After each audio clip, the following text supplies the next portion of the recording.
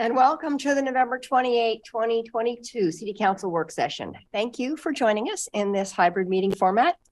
For work sessions like this one, where there is no opportunity for public comment, those wishing to access the meeting can do so by watching the live stream available on our website, the broadcast on Comcast 21, Comcast Channel 21, or by calling into one of the phone numbers listed for this meeting on the public webcast and meeting materials web page.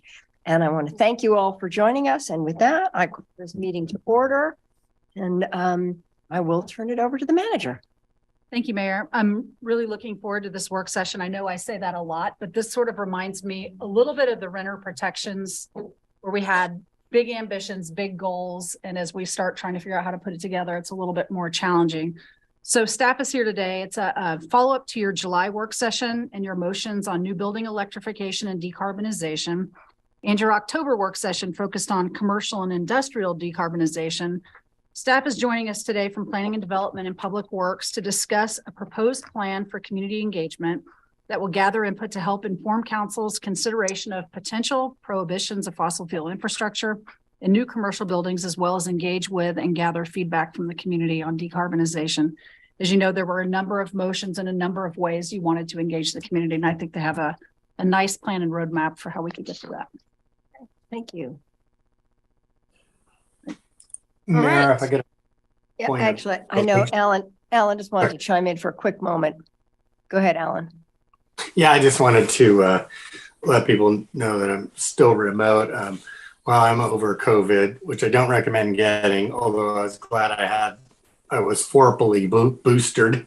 I'm testing negative on I did have the unfortunate to give it to my wife, who is still COVIDing and testing positive. So I didn't want to become a one person's super spreader event. So I'm still remote until that gets better, until she gets better. Thank you for that. Appreciate that. Okay. All right. Thanks very much. Good evening, Mayor and Council. My name is Lydia Bishop. I'm the Building and Permit Services Director. And with me tonight is Mark Whitmill, Eugene's building official, as well as Ian Putnam, Eugene's Sustainability Manager. We're here to bring Council a proposal on how to engage and receive community feedback on several motions Council has made over the past several months. We'll discuss planning and coordination efforts for public engagement processes on electrification of new commercial buildings and decarbonization of existing buildings. For some of the engagement, we're looking for specific community feedback before moving forward with proposing additional regulations, while in other areas we'll be seeking community response and feedback. We'll also touch briefly on the several other initiatives currently underway, some by state mandate and others by council direction. We recognize the need to be thoughtful in how and when we do engagement to avoid overwhelming the community with requests for participation. There may be opportunities to leverage and learn from previous processes or those that are already underway, some of which may inform this work. Mark will begin the discussion on the processes and the work that we're doing and that which needs to be done. And then Ian will give a high-level discussion of the engagement processes for these topics. And I'll be back to close it out with a brief discussion of the other council initiatives and how they might relate to this work. So with that, I'll pass it over to Mark. Okay, great. Thanks, Lydia. Is the PowerPoint? I guess I can't see it. Nope, it's behind you. Okay, so we'll begin with developing or filling in what we'll call a roadmap to kind of frame this discussion. And we'll start with the two topics that are primary focus today, which are the electrification of new buildings, which essentially means constructing buildings to utilize electricity rather than fossil fuels, and the decarbonization of existing buildings, which means reducing or eliminating carbon emissions from the use of fossil fuels in existing buildings. And we won't go all the way back in time to the start of these conversations, but we'll start with a couple recent milestones. There we go. The consultant firm, The Good Company, delivered a report to council on decarbonization of existing residential, commercial, and industrial buildings over two recent work sessions. I think we were in July and October, providing a number of recommendations for city action and also emphasizing the need for additional public outreach in multiple areas. And on electrification, last Monday, there was a public hearing. I believe you were all there. On a draft ordinance to prohibit fossil fuel infrastructure in new low-rise residential buildings. It was extraordinarily well attended, a lot of interest, and council heard many folks testify both in support and opposition. Looking forward, the council has requested 2 future work sessions on these topics.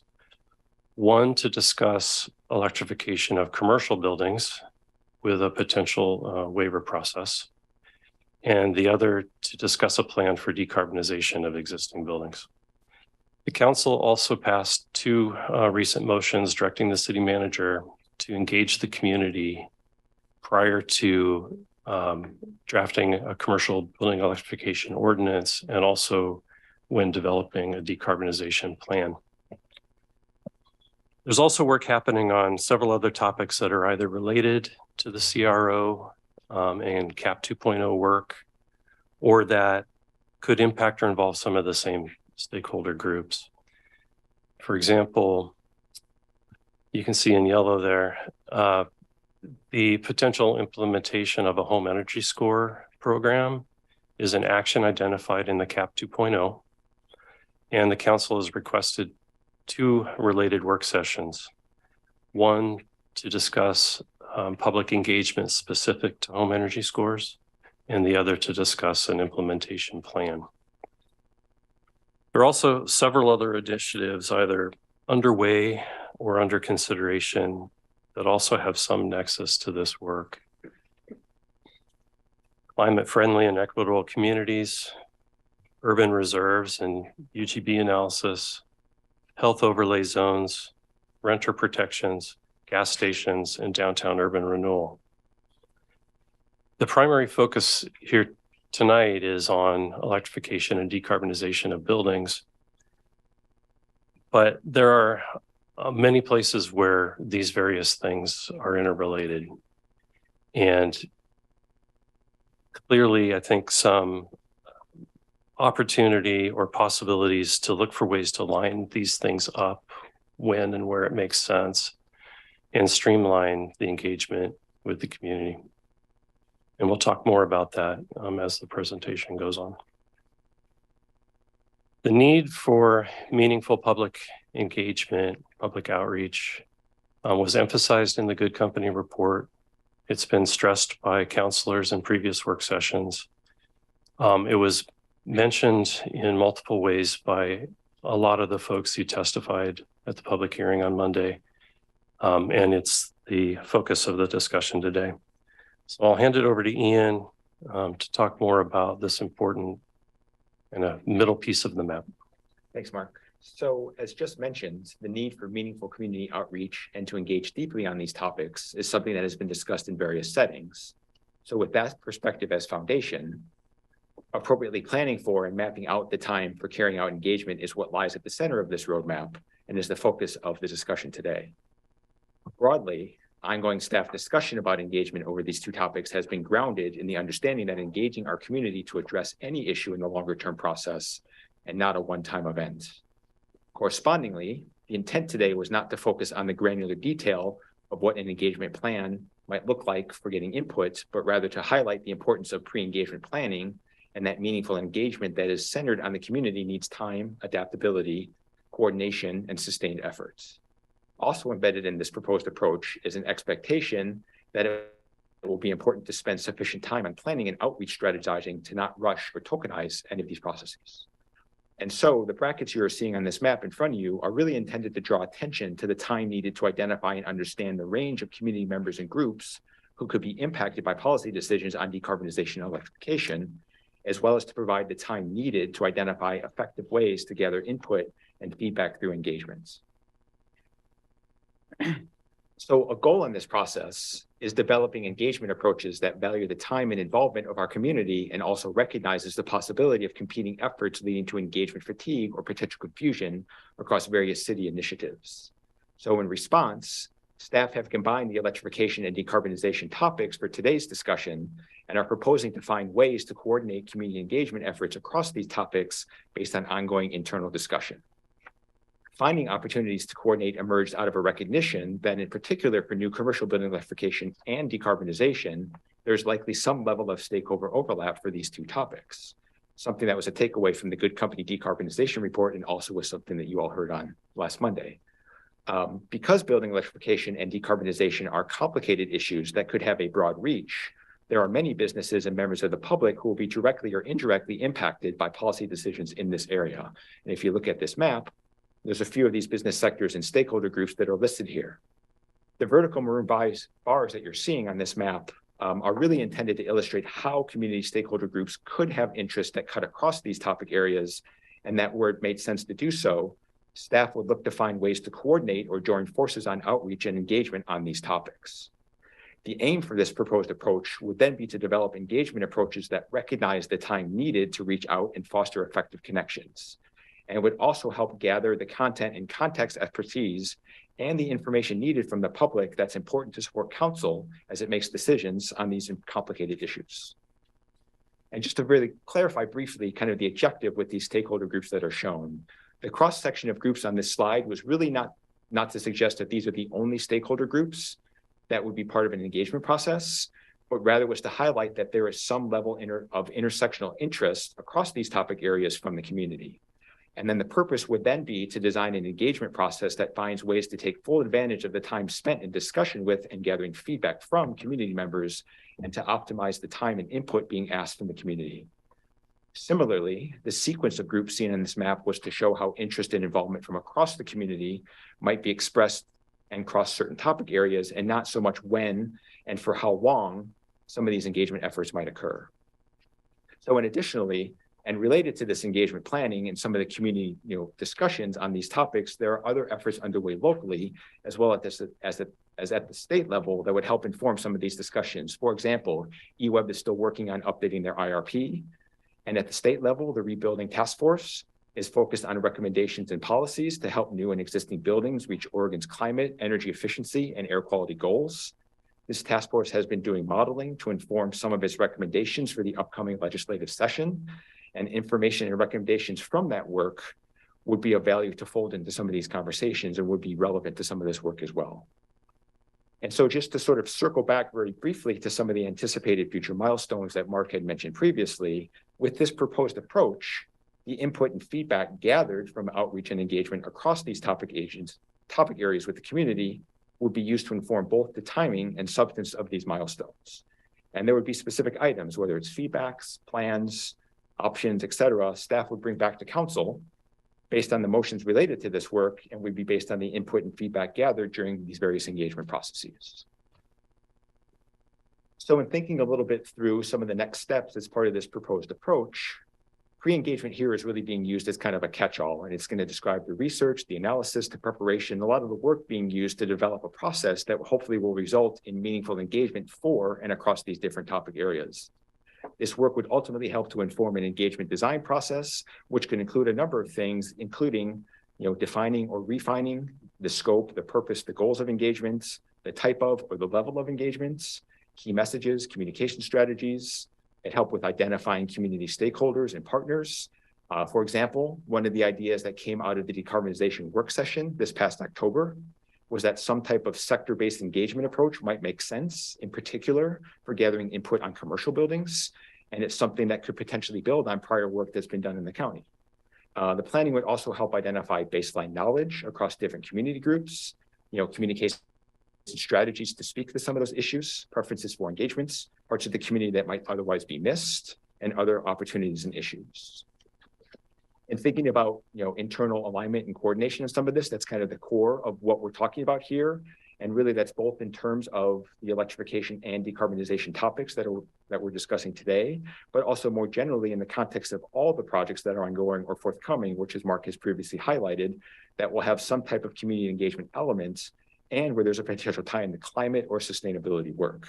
And so there's staff discussion that's already ongoing and it's going to continue, and it will focus on communication and coordination.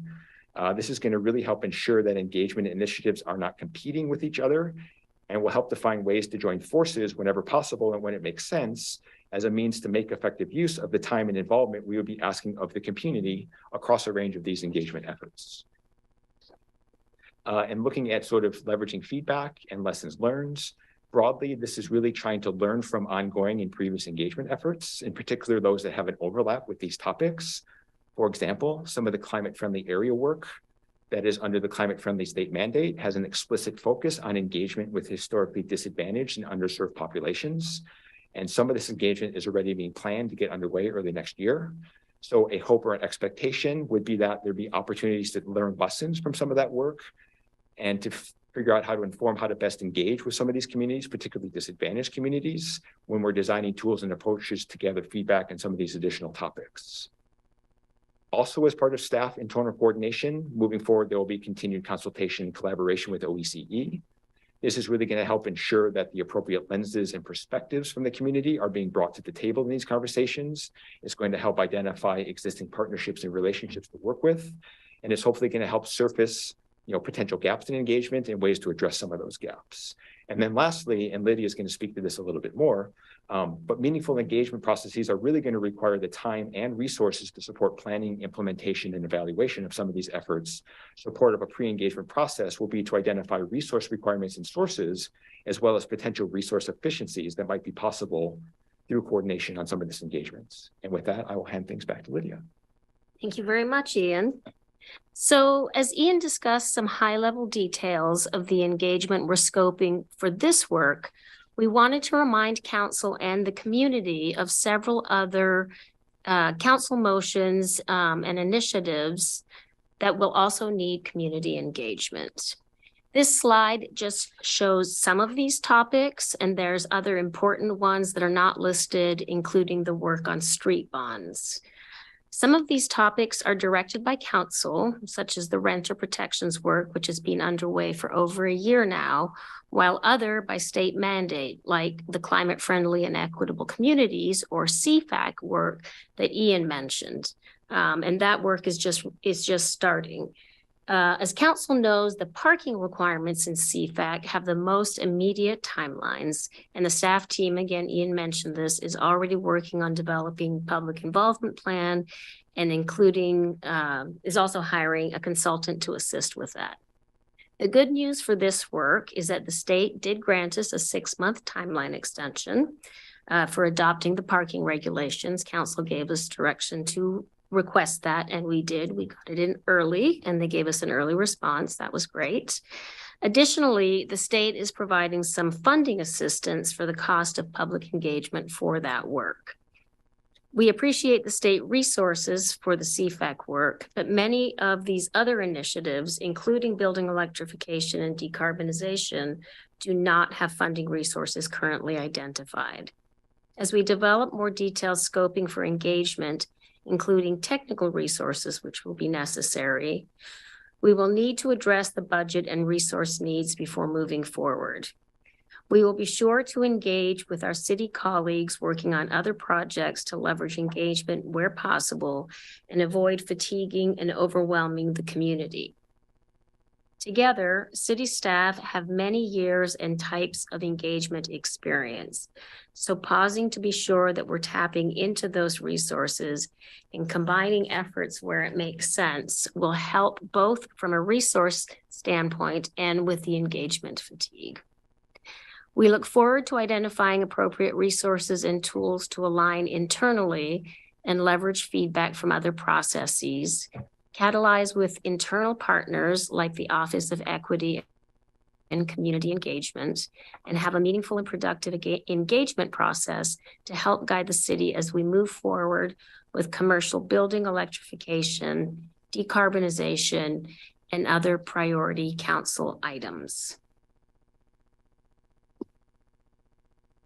Thank you very much. We're available to answer questions and we look forward to your discussion and feedback. Thank you very much for that presentation. I actually, I just want to say how much I appreciated the graphics, which helped me see this. And actually this little wheel of fortune at the end of all of these other projects is, you know, which way does the arrow point? I don't know. It's a lot to coordinate, and I really appreciate that. And I appreciate the ways in which you are building on our good experience with engagement. And I think, you know, just thinking about what we heard last Monday from the public, there is this feeling of there's just too much washing over people and there's too much going on, and it's hard to feel like we're a solid ground and where are we going. And I feel as if what you're trying to set us up for is, as we asked for, but thank you, is a roadmap, something where it's a little clearer to see where we are and where we're going, and where a constructive moment is for engagement. So I appreciate all that. And I see a couple of hands raised. So I have Alan and then Greg. Thank you, Mayor. That last graphic is important because there's lots going on many fronts. And of course, every one of those little circles, everybody thinks that that's the most important thing on the agenda, and may not even be aware of all the other things that are occurring. And so it's a juggling act in terms of moving them all forward and doing it in a timely fashion, which really means is we can't really do all of them in a timely fashion. So patience is and some grace here would be helpful. I did want to comment on the home energy score. I think that's something that we should really pursue and move forward and join Portland, Milwaukee, Hillsborough has already adopted it, and I think there's 9 other cities looking at it. It is funded by fees, so it's self-funded. So I think that's something that we should put high on our agenda to move forward in this arena. The motion that I put forward, I guess it was a friendly, was to engage the business community. And what I saw in a lot of the graphics was kind of subsets of the business community. You know, you had in particular the food and beverage, office and retail, and healthcare, which were the groups identified by Good Company. And then there's also builders and realtors and building owners and the building trade. So together, that's most of the building business community. But I'm wondering if that was just, and I didn't see industrial, I didn't see a lot of other sectors. And so I was wondering, or types of commercial business anyway. I'm wondering if this is kind of generic for all of that business engagement, business community engagement, or was it intended to be specifically narrow? So I think, first of all, I think on the commercial fronts, it was intended to be, I think, 2 things. One was representative of businesses. And I think the second part of that was to focus on some of what came out of the Good Company report, which was based on emission profiles and other things that it clearly looked like they were specific sectors that might be worth focusing on, potentially building on the sector strategies work that's already gone in the county, as well as other things that were out there. And I think it intentionally didn't talk about industrial because the motion didn't talk about industrial, but it did focus on, or the idea was that there would be a broader discussion with commercial, but that one way to go about doing that might be doing focus groups with specific sectors because they have some of the larger burden in terms of greenhouse gas emissions across the community.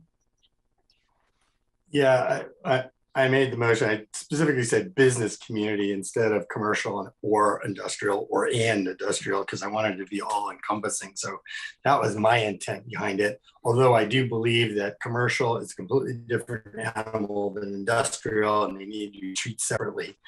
And I think industrial is much more difficult to deal with. And there are many more hard to decarbonize sectors. I just want to encourage us not to be exclusive of this and be inclusive of this because there's lots of businesses that want to participate and help us get there on climate change. And I think having a door open enough so that we get their input into this process will be very helpful down the road. Okay, thank you. Greg and then Mike. Yeah, thanks, Mayor. thanks for the report. I think this is a very clear roadmap for us to begin to move forward on some of these initiatives.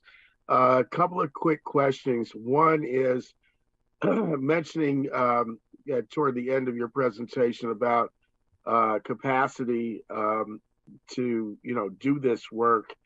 And Alan did mention in his comments we have some money to do the energy score work, but exactly where we are in terms of capacity, and then as we looking at capacity to address all of these issues, where are we in terms of prioritization? I don't want to get into the whole contest of one thing is higher priority than the other, but given our financial condition and limitations, it would be helpful to kind of have an idea of what staff can tackle first versus what staff can hold off for later. And then my last question is in terms of being inclusive of food and beverage and other industries related to that. One of the things I heard at the hearing last week was some concern from the agricultural community and how some of the things that we are looking at doing down the road, not necessarily with the specific motion around electrification. How would that affect our agricultural community? Because I know they only make up about 6% of the food that we are getting locally. Most of the food we get is coming out of San Francisco, but I know that there is an effort to increase the number and the amount of agriculture that's going into our food supply chain here locally. So if you could talk to both of those issues, that would be great. Counselor Evans, I will start with that and try to address the sort of prioritization question as I heard. And again, as you know, some of the work that we have out there not related to decarbonization or electrification have timelines. And obviously the CFAC state mandated work is what I'm thinking of. We have very rapid timelines. And so again, just looking at opportunities to use that work and see what other initiatives that there is an overlap so that we might be able to do some of it simultaneously. Because you're right, there are resource issues, not just in terms of finances, but there's only so many of us that can do this work, right? We can't do all of the projects and just run forward full speed. So fortunately or unfortunately, depending on how you look at it, the state has done some prioritization for us. And frankly, the rest of it, I would look to obviously the city manager, but the council has made some specific motions that we are also responding to. So as Councilor Zelenka said, home energy score is something that you talked about quite a while ago, and that might be relatively easy to move forward with because you can charge fees and that would be a self-funding program. But really, I think part of the point of the conversation tonight is to try and, pause a little bit and see where it makes the most sense to overlap these different initiatives so that we can get the most, it sounds a little crude, but bang for our buck, right? And the state is funding that parking CFAC work. And so that's what we're moving forward quickly on. And I'll let either Ian or Mark respond to the other question about the sectors. The only thing I'll say is I don't think there was any intent to limit the outreach to the business community. And it's a very good point that you raise about the agricultural community. And we can certainly be conscious of that as we start doing that engagement. And yeah, thank you for that question, Councilor Evans. And I would agree with what Lydia just said. I think part of this is we laid out some examples of the types of stakeholder groups. So it wasn't meant to be determinative. It was very much illustrative of the types of groups. And I was struck by some of the groups that were, talking last week as well. Agriculture was one, obviously the building trades was another, as places where you'd want to, figure out ways to reach out to those communities. I think part of the process and part of the space we want to create in doing some of this initial pre-planning is to make sure that we're doing a good job of stakeholder mapping and figuring out who are all the different stakeholders that we need to bring to this conversation on both electrification and decarbonization. And that would be part of this process. And so I think as things unfold, we'll hopefully be able to identify what gaps we think we might have in some of these stakeholder groups and figure out ways to reach out to some of those communities as well. And I think just to build on what Lydia had said, I think while we have certain things that are state mandated, like the CFAC work, in addition to like leveraging some of those resources, there might be an opportunity to sequence them as well. So if they're doing engagement with disadvantaged communities and they have a timeline that they're working under, are there opportunities to let that play out and learn from that and figure out what worked from that engagement, what didn't, as a way to inform some of the engagement that we might do on additional decarbonization work, and use that as a way to kind of leverage some of those resources in a way that advantages all of this work across the city. Okay, thank you. Mike. Thank you, Mayor. I just want to echo both of my previous colleagues' remarks. I agree with all of them. And specifically, I want to call out something that Alan said, because I voted in favor of including the business community as well. And for me, that was meant to be more focused on inclusivity than exclusivity. And I heard what you said about those were, more illustrative than otherwise. So I hope we are doing that. And I didn't see it, but is the chamber a part of the process as well? Yes, that they would absolutely be part of that process. Okay. And, I would want to accept all comers in this kind of situation, because there may be industries and other commercial aspects of things that for whom these questions are very, very important that we may not have thought of in some way or may not have been advised on.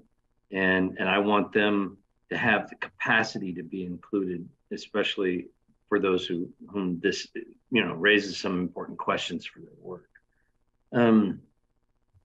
I also have, I don't see if Catherine is in the room at the moment, but I had a couple of questions on this topic. I wanted to ask during the public hearing, but I'll ask now because they're relevant. Is Catherine in the room? Yeah, I'm right here. Thank you. I couldn't see there's just, all I can see at the moment is Alan and Greg and I. So my, one of my questions is wondering, as we begin this topic area of work in this way, has the city received any kind of clear legal opinion, boundaries, guidelines, anything of any sort from the PUC yet? Or Building Codes Division as well? Do we know what we have the authority to do and do not have the authority to do according to them? So I think you're referring to the conversation that Mark had with the building official. So it wasn't, the PUC wasn't involved as that a part of that conversation. And I don't, I'll rely on Mark for that conversation because it wasn't had with my office. I haven't received anything. I can say that much. Have we sought out any kind of legal advice about what we have the authority to do or not under PUC state guidelines or Building Codes Division? Well, that such a legal opinion would come from me, not from an outsider, because you're not going to get the state to issue a legal opinion to the city. So beyond what we've already advised around this, there hasn't been a formal request for a legal opinion from any of those agencies. Mark has spoken with the building official to say, hey, this is what we were looking to do. And, does this strike you as being within our bounds? And we took a look at that and reached similar conclusions. So that's where we are on that. Forgive me, but is that in report form that I can have?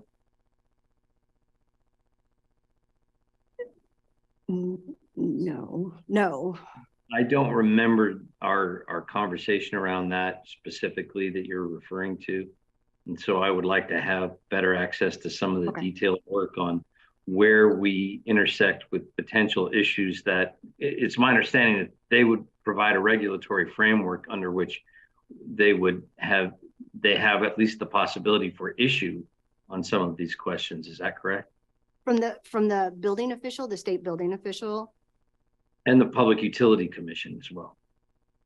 So, and I can follow up with you specifically around the Public Utility Commission. I mean, I'm not sure how that's intersecting with this work. That work was related to specifically Northwest Natural Gas and the franchise discussions we were having and the disagreement we had there, but this is completely separate from all of that. Our ability to deny particular utilities to people in the future doesn't run into any kind of regulatory provisions that are a problem?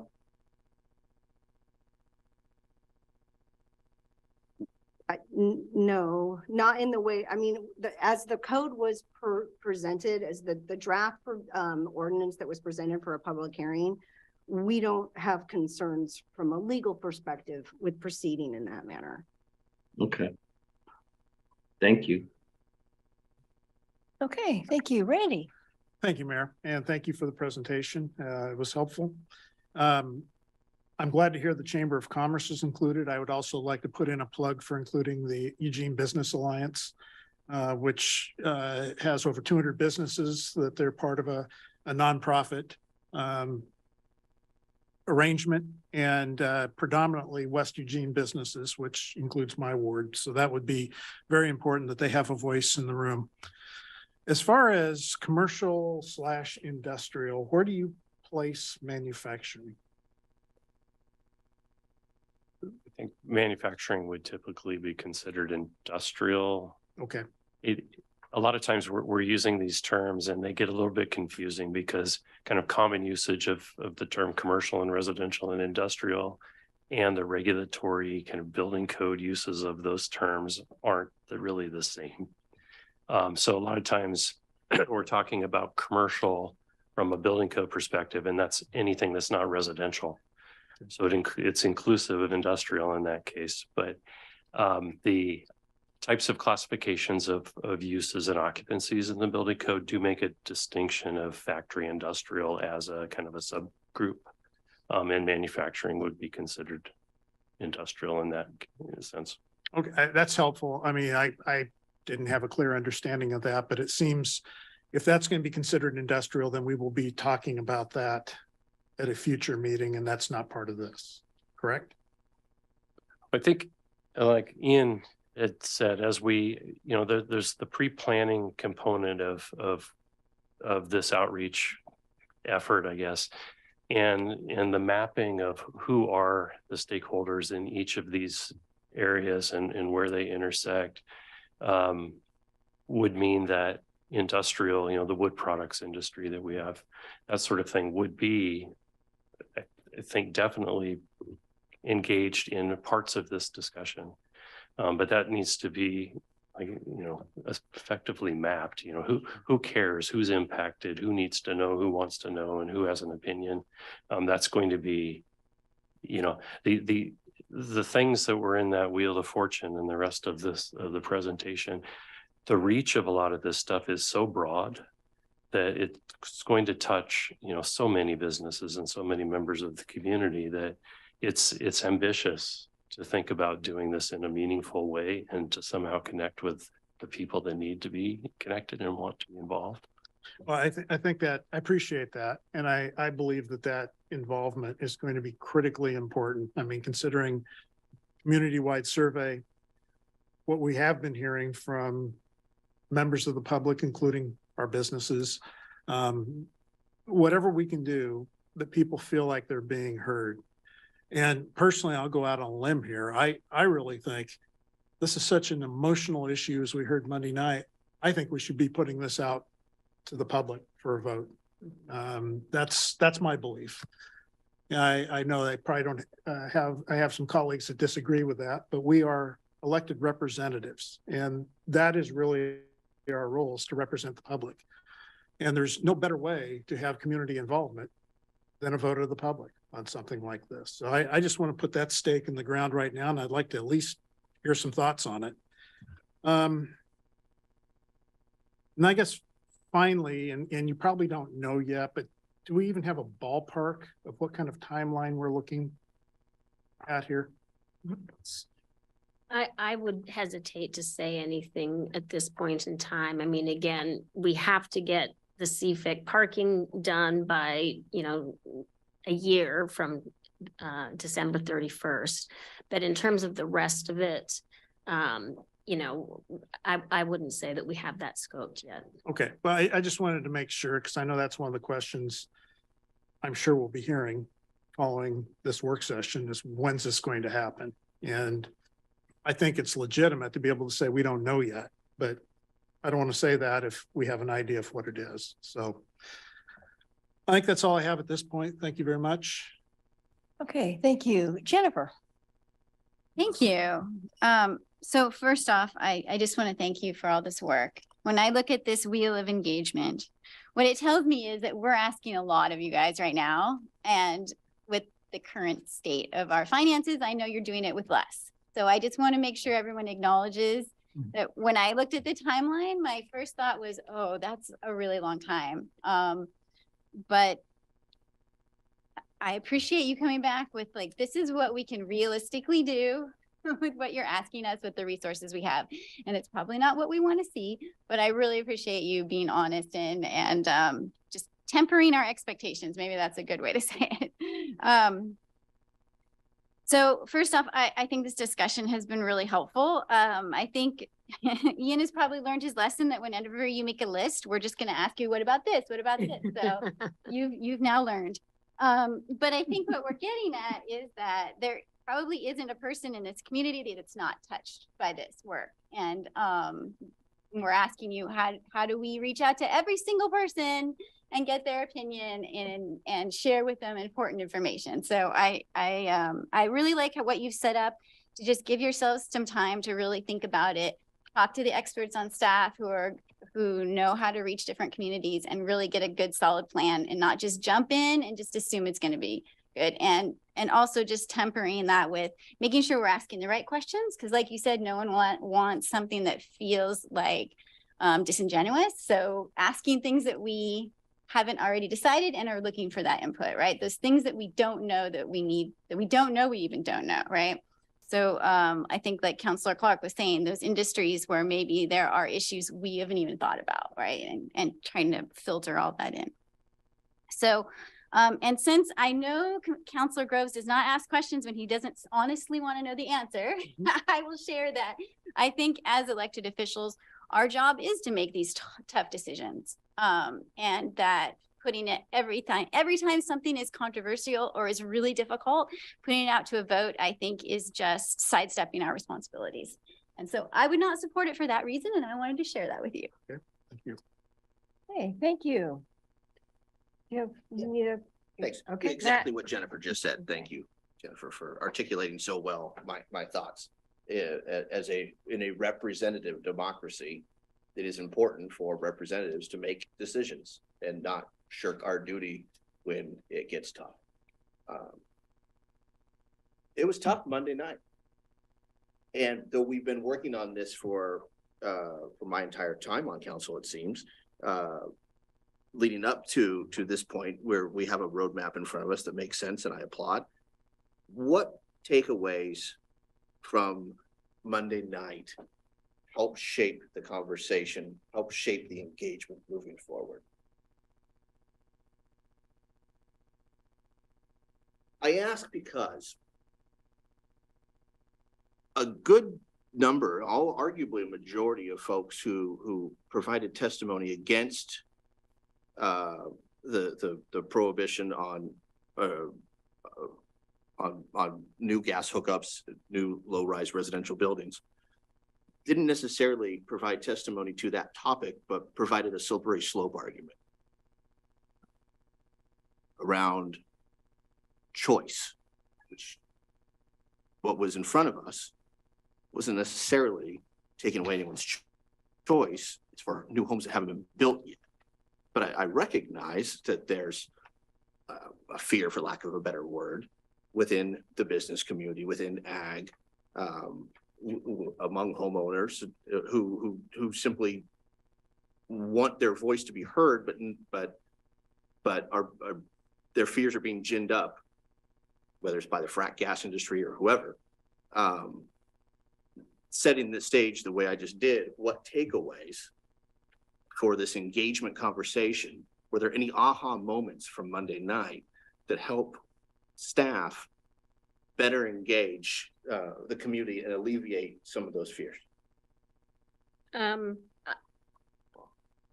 I think, and Mark said that, there was definitely a lot of interest, and the public hearing isn't finished yet, right? We still have some people we need to hear from. And so there's a lot of information on both sides, or a lot of feedback that you heard from both sides.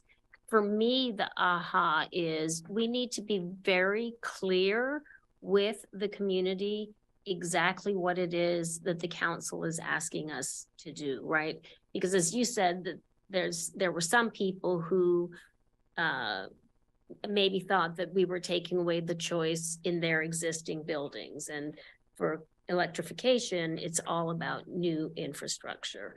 And the decarbonization discussion, which I don't pretend to know anything about, but other than that's for existing buildings, but that timeline is much longer, right? We're not doing that next year. We have several years within which to accomplish that.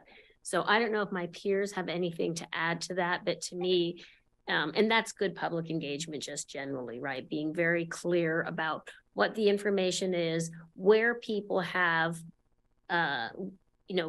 the ability to give us input that can sway the decision. Because in some cases, like with CFAC, the rules go into effect on this date and we don't have a choice. The community doesn't have a choice. And so in those cases, we're informing the public, as opposed to this work where maybe there is a choice and you want to hear from the community. What do you think is the right decision as the council considers this moving forward? Yeah, I would second that. And I think part of it is echoing that, and that being very clear about what the purpose of the engagement is. Like, what are you trying to do? Is it just to share information? Are you trying to consult? Are you trying to gather feedback so you can inform the decision making based on that feedback? So I think that's part of it. I think the other is sort of building on what Councilor Everton talked about, which is there were definitely people who came to the podium last week who were representing sectors who I wouldn't necessarily have thought about. And that to me stressed the importance of really doing good stakeholder mapping to make sure that the people who need to have a voice at the table across the community have an opportunity to do that. So those are probably the two things for me that are probably the biggest things I learned from last week.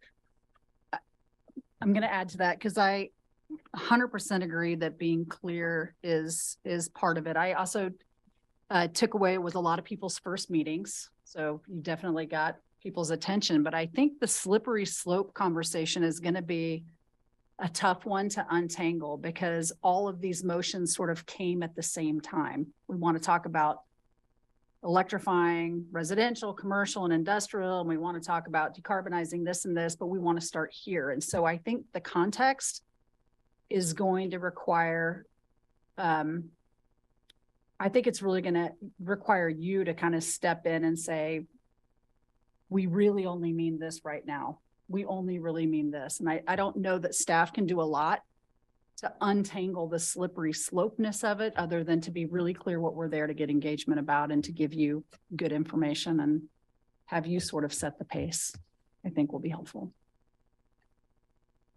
I want to thank you. And I wanted to sort of follow on those comments with a couple of comments about this. I think that what's powerful about what you're beginning to set in motion with this framework that you've given us is that we're actually talking about building a foundation for community conversations that will go on. I mean, there are specific timelines that you will do some things sooner, but really I feel that our goal as a city is that we are going to build relationships around this work. And this is the way we begin to build those relationships.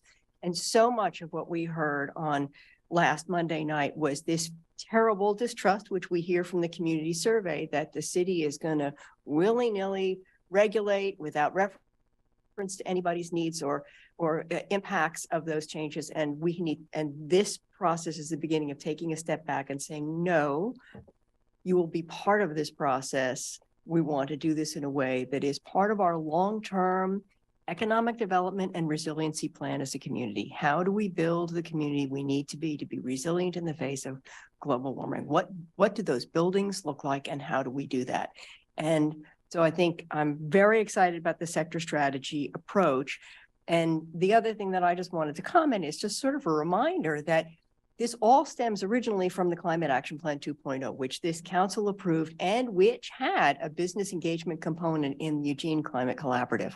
And there is an opportunity, I think, to come back. We did hear that from testimony from the chamber about where are we with those 12 most impactful actions. And so I think it would be helpful as we're going forward to continue to reference back on that climate action plan, where things were included in that plan, where we had engagement in that plan, how we build on, because we did have community partners who supported that work.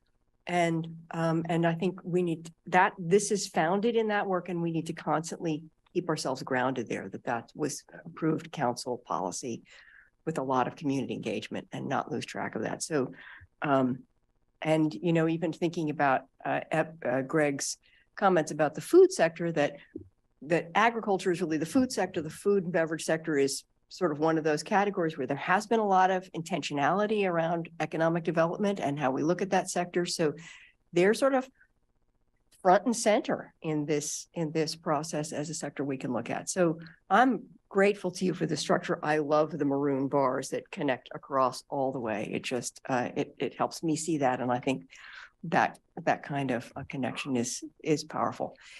And with that, I have Emily for a first round and then Mike for a second. Thank you. Thank you for this work. And thank you for realizing that we need to stop so that we can look ahead. And that these topics, especially the electrification, decarbonization, and energy score, are closely related. And we're going to be asking the public the same sort of questions over and over and over again. That is not a good idea. So I appreciate that you're taking the time to get the questions and topics in order so that when we do ask the public, we are respecting their time and they feel that we're respecting their time. And the two parts of it are, one is education, is giving information. And then the other part is finding out the opinion on that information.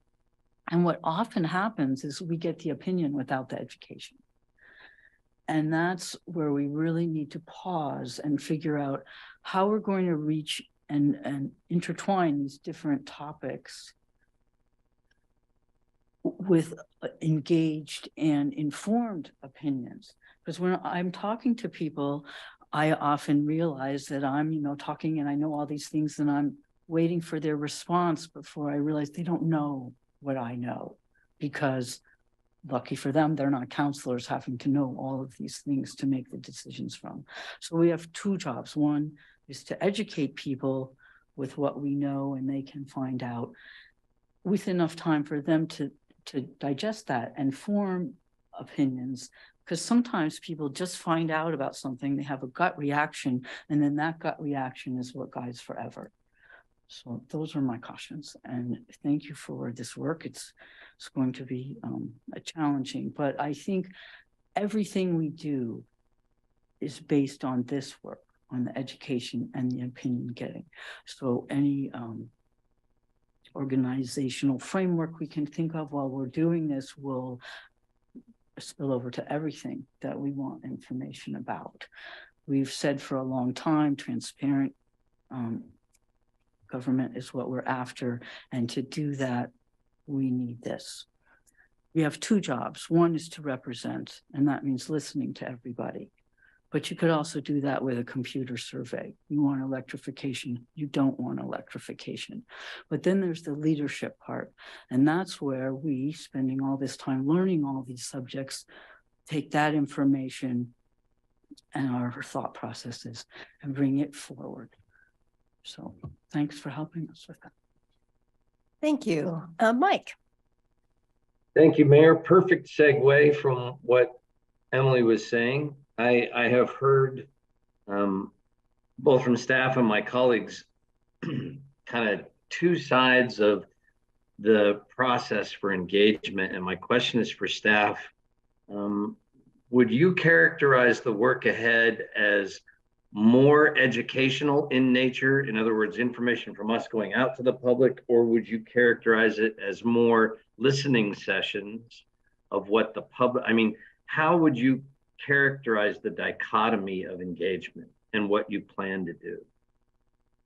So I'll start, and I think, you know, for much of this work, and as Mark and I are thinking about moving forward with an ordinance on commercial building electrification, we really need to hear from the businesses, from the industry about how they do their work. So, you know, we've talked about this in feasibility waiver so that we make sure to get it right. So that really is about listening.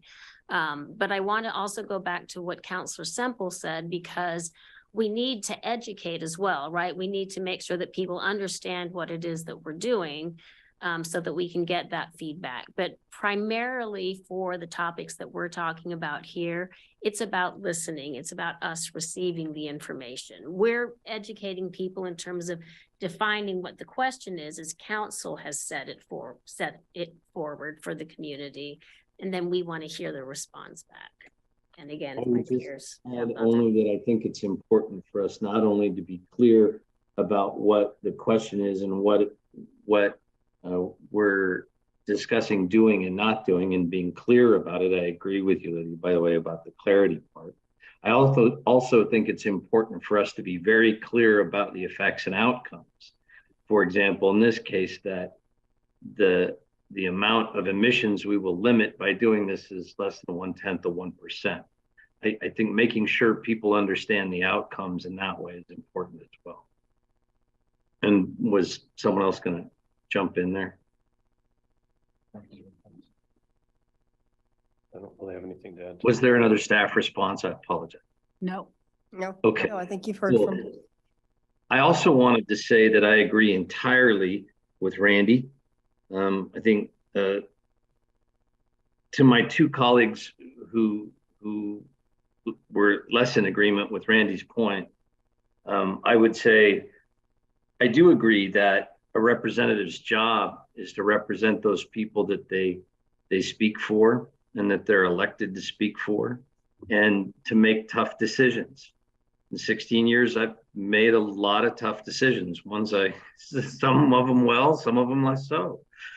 But the mayor made an important point that, in referencing the survey we conducted recently that was ours, 3/4 of the people surveyed who live in this community think the city is heading in the wrong direction.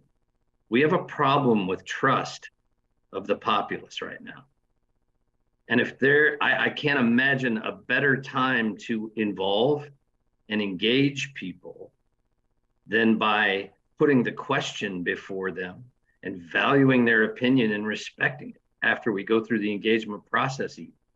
I think that putting this question that was our question of the ordinance of the other night's public hearing belongs on the ballot, and we would do well engaging our community by asking them to vote on that one way or another. And I may have a motion on that front soon at the appropriate time. Okay, Alan. Yeah, thanks, Mayor.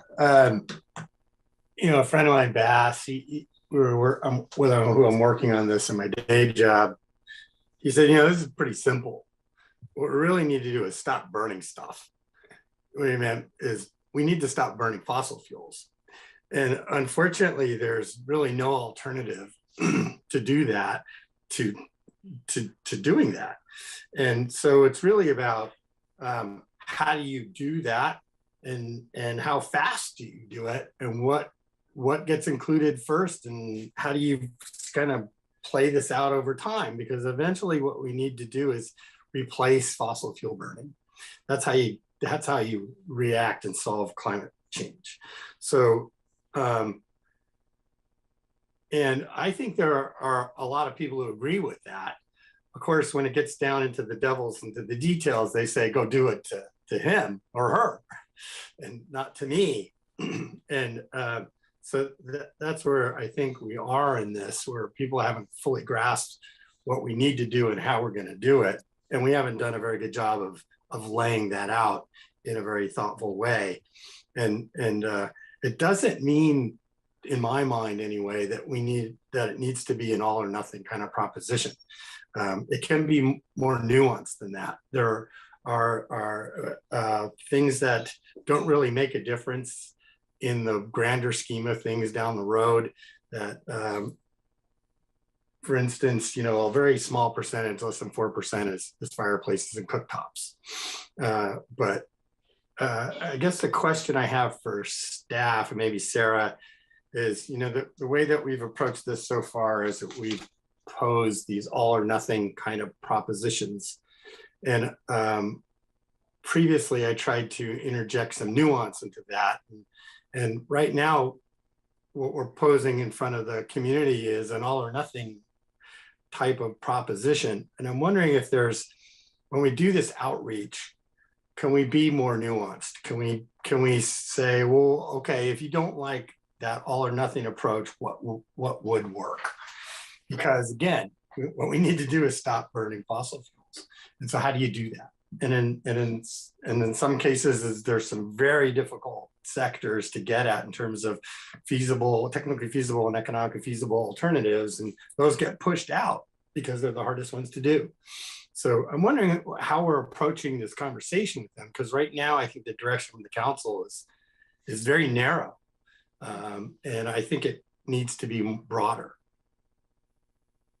I appreciate that. And I think, if you look back historically at some of the ways we've put ordinances together, sometimes we bring a draft ordinance to you in a work session and you kind of nuance it. We go to a public hearing and then you nuance it again before you take action. In this case, we just pretty much went to an ordinance, and there's, you're still in the middle of the public hearing, and it wasn't the type of public hearing where people came and said, actually, if you just let us have our cooktops, we'd be good. Like, we didn't hear necessarily that kind of testimony. So it leads to, like, what does that next work session look like? So I'm just thinking about the one you're in the middle of now. I think as we're out doing public engagement, had we done that public engagement prior around residential, we probably could have brought those nuances to you to say, hey, here's some things we're hearing are, really, really important. And here's some things that are less important. Do you want to go forward in this way? And we can certainly do that when we look at commercial and industrial and some of the other topics, if that's the kind of information you want back. Yeah, it is. And I'm interested in having people respond to alternatives, not for all three sectors, right? There's a commercial and industrial, and not just, I was trying to push that across the line before, but didn't get there. So maybe that needs to come back as further direction to from the council. Thank you. Greg. Yeah, thanks, Mayor. Kind of in the same vein as what Alan has just articulated, is an idea that's come across my mind recently, and that is, how do we incentivize decarbonization in our community?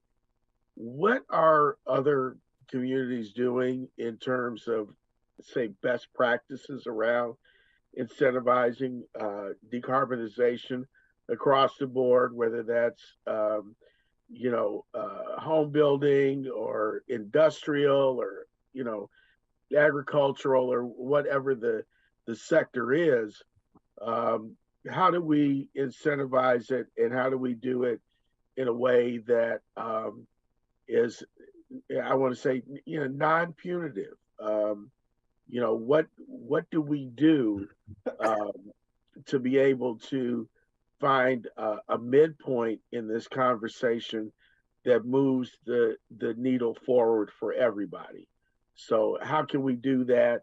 And I'm looking more in terms of how do we incentivize decarbonization, particularly with our manufacturing and our industrial sectors. And how do we, make that happen? Great, and thank you for that question, Councilor Evans. And I think I don't have an answer today in terms of what those incentive packages might be. I think part of it is going to be looking at what is being done out there, and you can look at places like Ithaca, and you can look at places like Berkeley and San Francisco, where they're sort of moving in these tiers, where they'll initially first work on voluntary measures. And you create and so right now we're having kind of the policy discussion of what this means in terms of, the policies that might get implemented. The next phase is to figure out how to pay for it.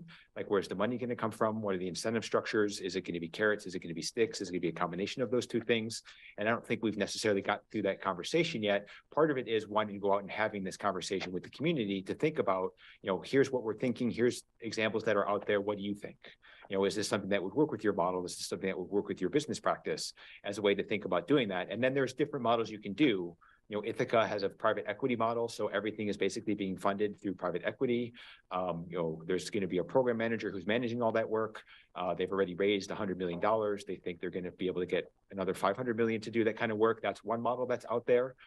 There's opportunities, obviously, to get cash through IIJA and IRA, and there's money out there and what that might mean. So I think a lot of that's open-ended right now, but I think part of this conversation is to figure out exactly that. Is if you don't have the right sort of financial mechanisms in place, a lot of this is going to be really difficult, even on the residential side, to say nothing of the industrial and commercial side, which I think, as Councilor Zelenka has talked about, is just more difficult from a technology perspective, and is probably more challenging from a financial perspective as well, just because for a lot of these businesses, they have 40, 50-year buying cycles where they bought equipment and they're basically writing it off for 40 or 50 years. And you have to figure out how that timeline plays into opportunities. And maybe there you're focusing more on energy efficiency and other things that help reduce energy demand, while you then think about how to more fully decarbonize some of that stuff. But I think all that's part of these conversations that we need to be having with the community on, what are things that they might maybe have as ideas that they can bring to the table to focus on ways in which we can get more participation in some of these processes moving forward. Yeah, I don't want to put any more work on you, but I would be interested in seeing what Ithaca has done and maybe some other cities have done around this. And if you can provide that information to council, that would be great, or at least point us in the right direction. Got it. Okay. Okay, Matt. Thanks, Mayor. Just kind of picking up what Councilor Evans is putting down. As we transition to a green economy, there's an increased demand for heating, ventilation, AC, HVAC technicians. That sector will grow, but the gas distribution jobs will obviously be depleted, hence why we saw building trades come out Monday night. To combat this challenge, I'm reading on the Sierra Club's website, a San Francisco supervisor, Raphael Mandelman, spearheaded an ordinance to require all electric buildings for new construction to also be brought forth a water reuse ordinance, which was considered in the Bay Area a win-win for both conservation and for job creation. Council, or the Board of Supervisors in San Francisco, passed that ordinance unanimously, and it's apparently more than doubling the amount of water that new large buildings are required to collect and then reuse on the site, to come up with a plan for expanding the city's supply and use of recycled water. I see building trades in the end of Q2 as part of the community engagement piece, but I would love to kick off that conversation about what we can do to partner with our building trades that would be a local win-win for our community, for job creation, and for this plan for expanding the city's and partnering with eWeb for expanding potentially the opportunity to expand the city's supply and use of recycled water. Great. Thank you for that, Councilor Keating. And I think, yes, so two things on that. One, where things were falling on the timeline was not necessarily indicative of when that engagement might happen. We were just trying to fit pieces on a map as much as anything. And I also think having that was one of the things that also, came to forefront in terms of who was making comments last week, is that there's obviously going to be a shift. And the idea of workforce development is something that was talked about in the Good Company report when they did their presentation, opportunities to partner with the community college, with eWeb, I think that's an important part of this. To go back to the Ithaca example, a big part of what they're trying to do is create sort of workforce development corridors in upstate New York. And maybe there's opportunities to work with Springfield, with Salem, with other people across Eugene to try and come up with ways in which we can develop workforce development opportunities here tied to that, because there will be potential, for job opportunities there. Ithaca's 30,000 people, and they think they might have as many as 1,000 jobs that are being created from their decarbonization efforts. So there can be definite workforce development opportunities there. So I think it's all hands on deck. I think it's all opportunities. And part of the discussion is to figure out how these different pieces might fit together and kind of what the sequence is and how to do that. So yes, I hear you and I agree with that. And I think it's a very important conversation to have, to figure out what are the changes that are going to happen and how do we bring people along so that when jobs change, it's not necessarily a job loss. It might be a retraining or it might be a job shift, and figuring out how those pieces can fit together and sort of how you work to do that training and get people on board to move some of that forward. Thank you. Thank you. And Alan, another round. Yeah, thanks for that question, Greg. It's a good one. For example, in IRA, there is a $27 billion greenhouse gas reduction fund, and 20 of that goes directly to green banks. And I believe we should be thinking, there's a lot of people thinking about this, but there's only 18 or 20 or so green banks in the United States. The whole point of that whole measure was to stimulate the development of green banks. And what a green bank does is focus in on these greenhouse gas reduction things that we can do that will get incentives from the federal government through the IRA bill to get at these greenhouse gas reduction actions and fund them. And so maybe we should be thinking about developing a green bank in Eugene so we can do that, or some other mechanism like that. But that one's the one that's got billions of dollars literally sitting there waiting for us to apply for. And I, personally, I think that's a great idea. Other cities and states have done it across the country, but it's not that common, but it is something that's being incentivized big time by IRA. And then also within those federal dollars, there's incentives for heat pumps, there's incentives for weatherizing homes and doing energy audits, and there's renewable energy incentives like for solar and other kinds of projects, as well as resiliency projects for the community that revolve around making businesses and community centers and fire stations and other things more resilient. Even the state of Oregon has a $50 million program on that. So there are incentives to do that, I guess, and moving forward on those is really important. My guess, though, Greg, is that that's insufficient to get us where we need to go. It's a damn good start, but it's not. We need a lot more of that than we're going to see just the federal government and potentially the state government to move us there. So there needs to be some federal and some state and local action that accompanies all of that. I don't think it's an either or thing. I think it's all of the above. We need as many arrows in our quiver to shoot at climate change as we possibly can develop. And Mike. Thank you, Mayor. I just want to say in the last two rounds, I have not heard anything Alan has said that I disagree with. I think that both he and Greg are identifying. I'm in the round, Mayor. I figured that might be. I think that both Greg and Alan are illustrating a way forward that to me makes a lot more sense.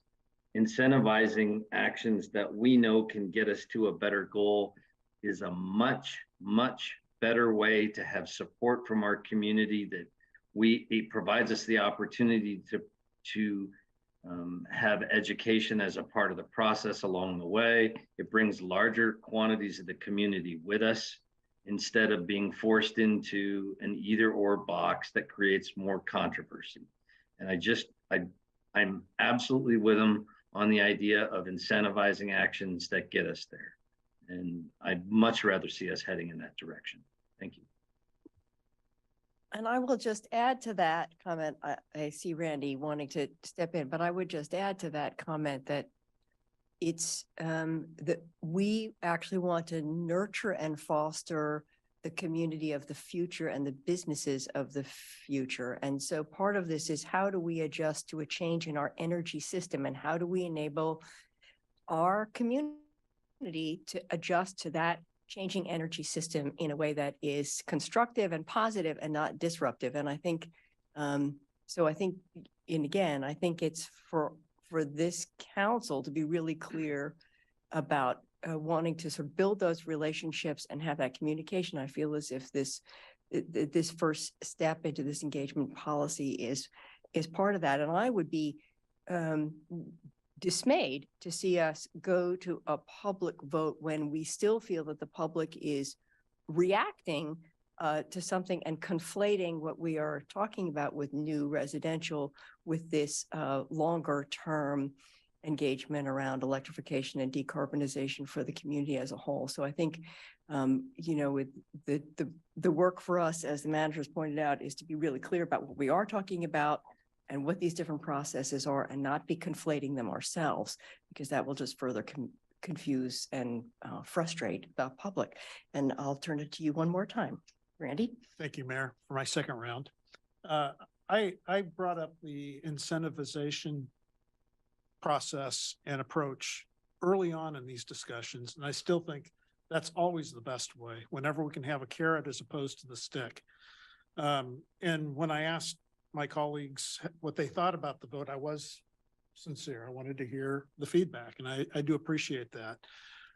And we may disagree on that, because I don't think referring one thing to a public vote, at least in the weeks short of 2 years I've been on council, I don't think that's shirking our responsibility. But at the same time, if we can come up with a way to incentivize movement in a certain direction, that makes perfect sense to me, because it's not a forced motion. And we need to be careful how we handle this and how we do engage the community, because there's also the initiative petition process that then takes it completely out of our hands. So I just want to caution us as we move forward and how we look at this, and how we do engage our community in a legitimate process where their input isn't just background noise. We actually listen to it. I think that's going to be incredibly important for the credibility of this council moving forward, and for the success of what we are trying to do here. Thank you. Okay, thank you. Any other comments? I just want to add one sort of anecdote, which is that I sit on the EPA Local Government Affairs Council, and today we had a meeting. It was a presentation from Montgomery County, Maryland, and Philadelphia, Pennsylvania, on their green banks. And it was very compelling, but the presentation from Philadelphia was noteworthy, because as a city, it has a very old housing stock, very high level of poverty, high level of unemployment. And they have done a couple of things that are interesting. One is they have a Solar Philly program in which they are putting in rooftop solar and in as many houses as possible. And they have tied that to a CTE program in the high school. So they've just tied it to their vocational training. And they say the solar and solars is the fastest growing job opportunity in their city because of this, that they're lifting people up. The second thing is that with their green bank, I often say this, and a lot of other people say this, that housing policy is climate policy. And they talked about the money they have used in order to improve their very old housing stock, and said a lot of these are projects that on the face of them they don't have a good ROI. They don't on the face of them change your greenhouse gas emissions, but they're essential. And the example is a house that had a non-functioning gas furnace, no furnace at all. So these people were living in the house with no heat, but through the money that they had through their green banks, they put electric heat pump in that house. So it's not reducing the energy use. They're using energy for the first time to heat their house, but they have a warm house. Similarly, they talked about they have to repair basement stairs because furnaces are in the basement. And if the gas company or the electric company can't get down to the basement to repair the furniture, the furnace doesn't get repaired. So they're putting money into basement stairs. So I think it's just a reminder of when you actually look at the details of what it means to create a resilient housing you're talking about some pretty basic things that may not qualify in other ways for a bank loan or other things, but are going to have a huge impact on the quality of life. And I feel as if we have that opportunity in this conversation to think about how we do that. So just wanted to share a couple of inspiring moments from the morning. And with that, I think we are done and we are adjourned. Thank you so very much.